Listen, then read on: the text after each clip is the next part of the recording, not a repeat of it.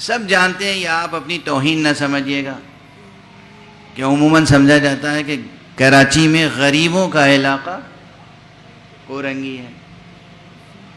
پہلی بات تو یہ یاد رکھیے کہ غریب ہونا کوئی ذلت کی بات نہیں ہے۔ یہ میں نے انچولی کی مجلسوں میں بھی کہا تھا، غریب ہونا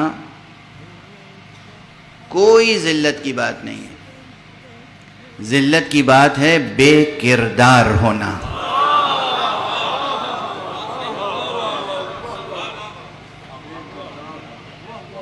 اصل جو انسانی دولت ہے نا وہ کردار ہے۔ کردار وہ دولت ہے جو چوری نہیں کیا جا سکتا۔ باقی تو آپ روپے پیسے سونا چاندی لا کے جمع کر لیں، خدا نخواستہ کسی بھی وقت کوئی چور آ کے چوری کر سکتا ہے، ڈکیتی ہو سکتی ہے، چوری ہو سکتی ہے، وہ مال آپ کے پاس نہیں رہ جائے گا۔ کردار وہ دولت ہے اور علم وہ دولت ہے جسے ہم لوگ ادبی تعبیر میں کہتے ہیں دولت بیدار۔ یہ سنی ہے ترکیب؟ پرانے اساتذہ کا جب کلام پڑھیں گے، اسی لیے میں کلاسیکی لٹریچر کے مطالعے پہ زور دیتا ہوں، تو اس میں ایک ترکیب آتی ہے دولت بیدار۔ بیدار یعنی جاگتا ہوا یا جاگتی ہوئی۔ تو دولت کون سی ہے؟ جو جاگتی ہوئی دولت ہو۔ چور چوری کرتا ہے تب جب آپ سو جاتے ہیں یا غافل ہو جاتے ہیں۔ اگر دولت خود جاگتی ہوئی ہو تو کون چوری کر سکتا ہے؟ یہ تو لفظی رعایت سے میں نے بات کہی دی، یہ تو صرف لفظی رعایت سے بات کہہ دی میں نے۔ دولت بیدار کہتے ہی ہیں کردار کو، حسن عمل کو اور حسن فکر کو، علم کو۔ علم ہے دولت بیدار، ایمان ہے دولت بیدار، کردار ہے دولت بیدار۔ تو اگر کردار ہے آپ کے پاس تو دنیا میں کوئی آپ کو حقیر یا ذلیل نعوذ باللہ نہیں سمجھ سکتا۔ لیکن غریب رہنا کوئی اچھی بات بھی نہیں ہے، اس لیے کوشش کرنی چاہیے کہ آپ دنیا کو تسخیر کریں، کمائیں، کمانے کے جتنے ذریعے ہیں استعمال کریں۔ اور کمانے کے سلسلے میں اسلام کا ایک رویہ بتا دوں، فقہ اسلامی اور اہل بیت نے جو سکھایا ہے وہ بتا رہا ہوں، کان کھول کے سنیے گا، اور جو کہہ رہا ہوں کہا سنا یاد رکھیے گا، بھلا نہ دیجیے گا، ٹھیک ہے؟ ہمارے ہاں جو کلچر ہے ایک عرصے سے، اس میں سب سے پہلے بچوں کو تیار کرتے ہیں ملازمت کے لیے۔ کس لیے؟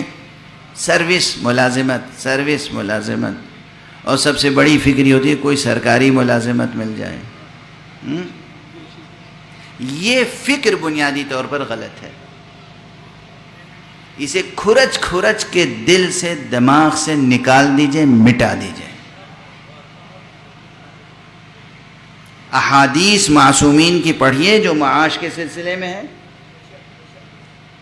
کتاب المتاجر، کتاب المکاسب اور اس کے متعلقہ جو ابواب ہیں، احادیث پڑھیں، معصومین نے بہت ہدایتیں دی ہیں روزی روٹی کے مسئلے پر، امور معاش پر۔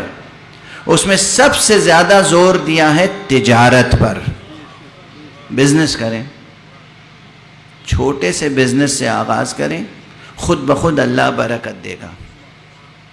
کوئی بزنس ذلیل نہیں ہوتا، آپ مال رکھ رہے ہیں، بیچ رہے ہیں۔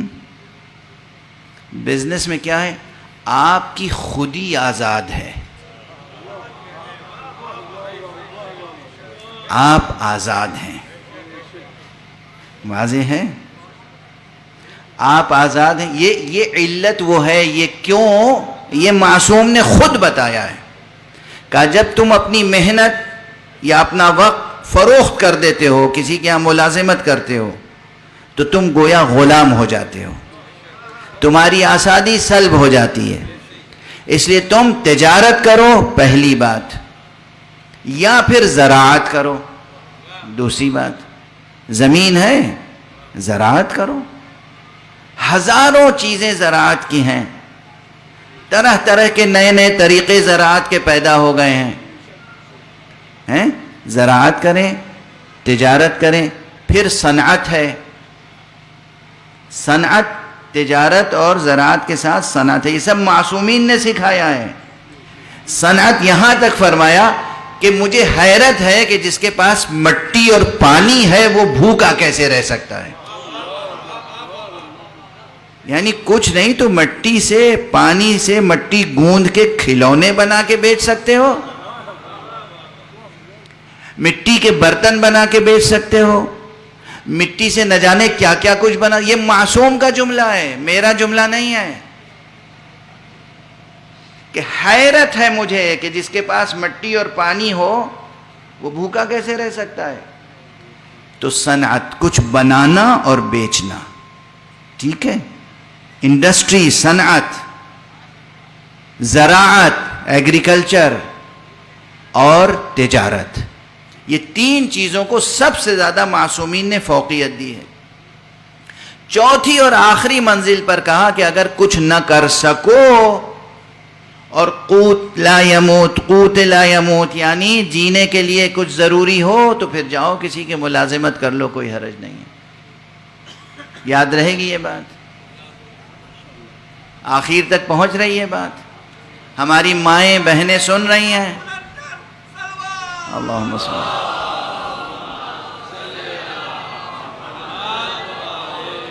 جوان بچے سب سن رہے ہیں نا، والدین سن رہے ہیں. اب ذہنوں کی تربیت کیسے کریں گے آپ؟ روز اول سے سروس کی بات سوچیں گے بھی نہیں. اس فقیر کی بات یاد رکھنا، اگر یاد رکھ لی یہ بات تو اسی معاشرے میں دیکھیے گا کیسا انقلاب آتا ہے. سروس کی فکر ہی نکال دیجئے دل دماغ سے. یہ رونا ہی چھوڑ دیجئے کہ یہ حکومت ایسی آئی ہے کسی کو نوکری نہیں دیتی. ارے حکومت نوکری دے یا نہ دے، سمجھ میں آ رہی ہے؟ آپ کو تجارت کرنی ہے، ہزاروں، زمین تا آسمان، کروڑوں ذریعے ہیں روزی روٹی کمانے کے. کتنی قسم کی تجارتیں ہو سکتی ہیں. ابھی ایک عزیز ملے مجھے یہاں پر، انہوں نے اپنا اخبار دیا، اللہ ان کی توفیقات میں اضافہ فرمائے. یہ جو اخبار چھپتے ہیں یہ بھی نہ جانے کیا مریضانہ ذہن ہوتا ہے اخبار والوں کا. اس میں صفحوں کے صفحے نہ جانے کیا کیا چھاپتے ہیں. دو موضوعات پر صفحات مخصوص ہونے چاہیے، ایک تعلیم، ایک تجارت. تعلیم یعنی دنیا میں کن کن نئے کورسز کو انٹروڈیوس کیا جا رہا ہے یہ ہمارے بچوں کو معلوم ہونا چاہیے.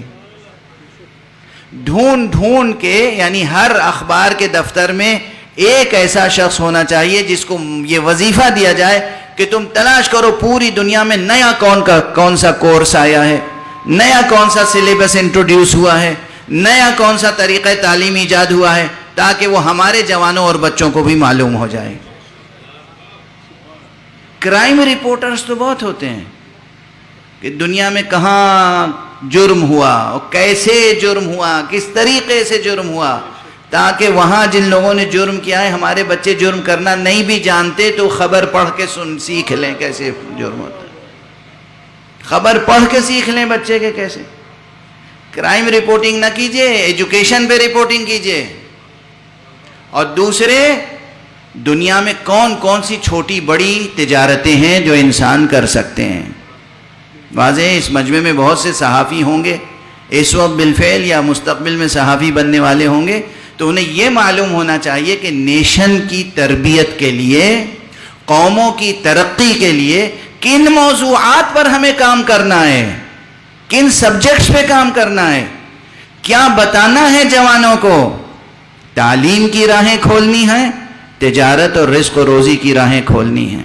واضح ہے؟ یہ تو درمیان میں بات آ گئی تھی. لوگ کہیں گے یہ ممبر سے کہنے والی بات نہیں ہے، میں سمجھتا ہوں ممبر ہی سے کہنے والی بات ہے. ایک صلوات پڑھ لیجئے محمد.